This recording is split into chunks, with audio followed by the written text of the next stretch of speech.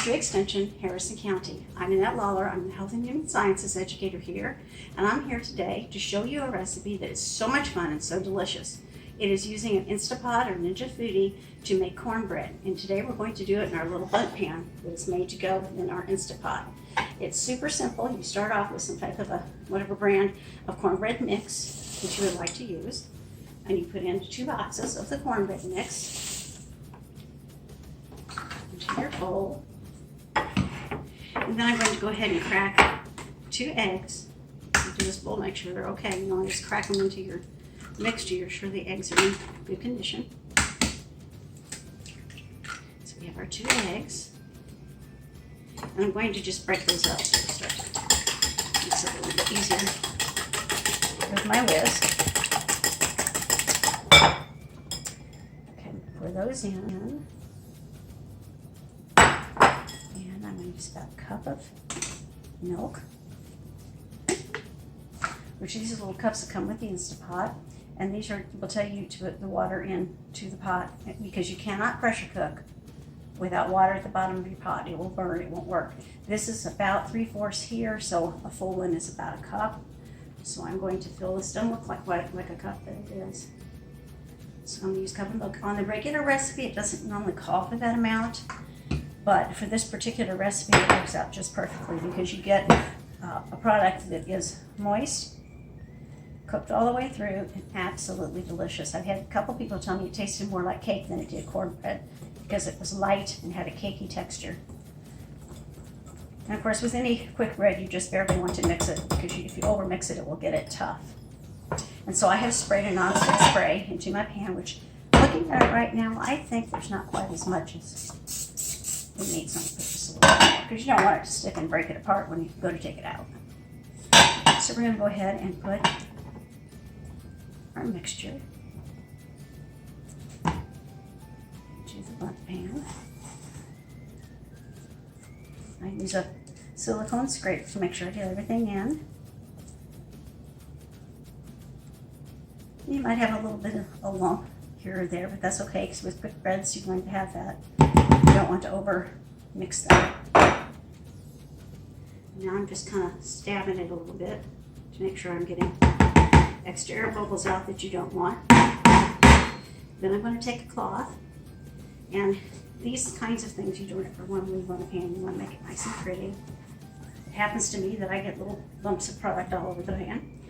Now, when you start to use your Instapot, I've already put just a little bit of water in here. Turned on, make sure everything was working fine.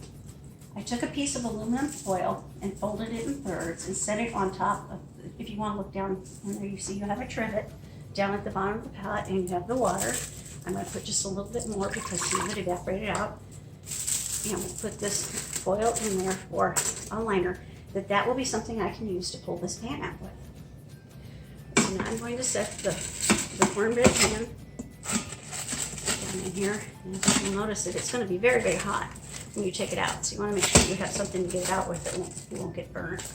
But I don't want it to fall on the cornbread, so I'm just going to fold it back just a little bit. And I want to make sure, like you have venting and you have processing. And I want to make sure that we're on here first to process.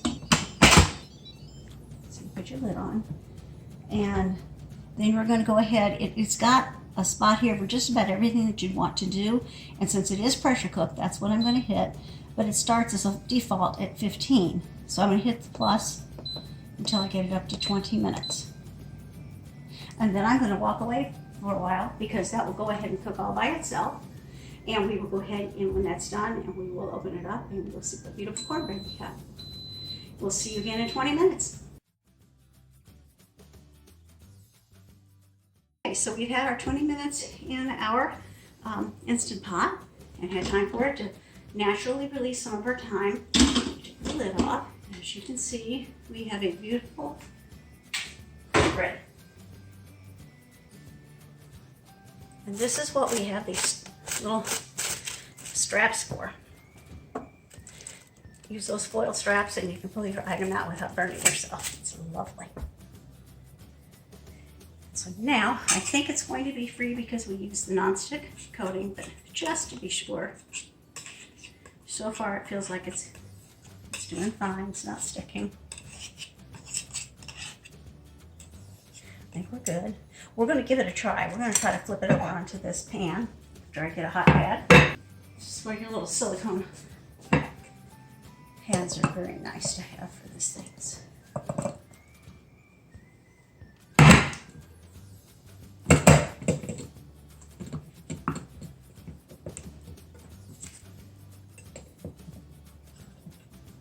And here we go. One beautiful cornbread from our butt pan in our Instant Pot. You see the pan's still perfectly non-stick. And we have a beautiful cornbread. And a lot of times I will use these more than once because they're just aluminum foil. Actually, there's no food on them. They're nice and clean. And you just put them under your product in the Instant Pot so that when you pull it up, you don't have so much of the issue with steam getting on you. Put it on a little cake plate so you can see how nicely it cuts. And of course, I have some butter here. Put some butter on it.